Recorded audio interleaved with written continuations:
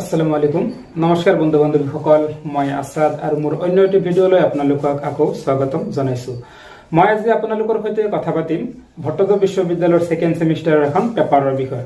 তো যিসকল শিক্ষাৰ্থী এইবাৰ ভট্টদেৱ বিশ্ববিদ্যালয়ৰ অধীনত এডুকেশ্যন পেপাৰটো মেজৰ বা মাইনৰলৈ পঢ়িব সেই সকল শিক্ষাৰ্থী এই পেপাৰখন পঢ়িব লাগিব। ঠিক আছে, বলক আমি ভিডিঅ'টোৰ মাজলৈ আগবাঢ়ো। তো বন্ধু বান্ধৱীসকল, এইখনে হৈছে ভট্টদেৱ বিশ্ববিদ্যালয়ৰ অধীনৰ সেকেন্ড সেমিষ্টাৰৰ এডুকেশ্যনৰ পেপাৰ।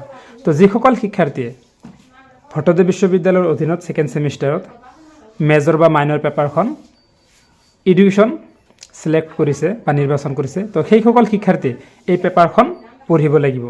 তো এই পেপাৰখন লিখিলে কোনে? এই পেপাৰখন লিখিছে মুস্তাফিজুৰ ৰহমান, চম্পক দেউৰী আৰু দেৱজ্যোত কুমাৰ দাস। আৰু এই পেপাৰখন পাব্লিছ কৰিছে লাকি বুক ষ্টল।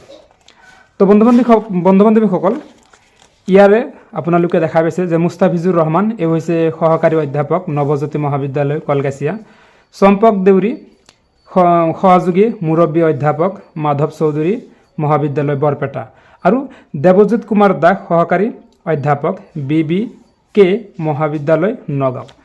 আৰু বন্ধু বান্ধৱীসকল, এই পেপাৰখনত মুঠ ইউনিট বা অধ্যায় আছে 4টা। আপোনালোকে নিশ্চয় দেখা পাইছে। প্ৰথম অধ্যায় হৈছে শিক্ষা মনোবিজ্ঞান, দ্বিতীয় অধ্যায় হৈছে শিক্ষণ আৰু অভিৰোচন, তৃতীয় অধ্যায় হৈছে ব্যক্তিত্ব আৰু সমাযোজন প্ৰক্ৰিয়া, আৰু চতুৰ্থ অধ্যায় হৈছে বুদ্ধি আৰু সৃজনীশীলতা।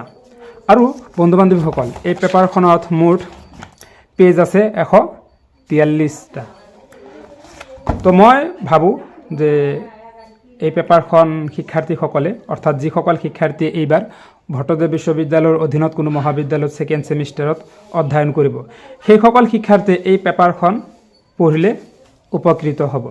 গতিকে যিসকল শিক্ষাৰ্থীয়ে এই পেপাৰখন ক্ৰয় কৰিব বিচাৰে সেইসকল শিক্ষাৰ্থীয়ে ওপৰত দিয়া লিংকত ক্লিক কৰি অনলাইনত অৰ্ডাৰ কৰিব পাৰে। আৰু যিসকল শিক্ষাৰ্থীয়ে এতিয়ালৈকে মোৰ এই চেনেলটো ছাবস্ক্ৰাইব বা ফ'ল' কৰা নাই, তো যিসকল শিক্ষাৰ্থীয়ে মোৰ এই চেনেলটো বা এই ভিডিঅ'টো ইউটিউব চেনেলৰ পৰা চাই আছে, তেনেহ'লে মোৰ এই চেনেলটো ছাবস্ক্ৰাইব কৰিবলৈ অনুৰোধ জনালোঁ।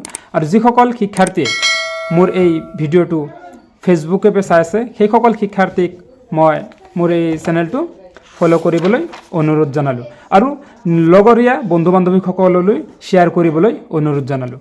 ধন্যবাদ। আজিলৈকে এইখিনিয়ে, আৰু প্ৰতিটো আপডেট পোৱাৰ বাবে এই চেনেলটোৰ লগতে থাকিব বুলি মই আশা কৰিলোঁ।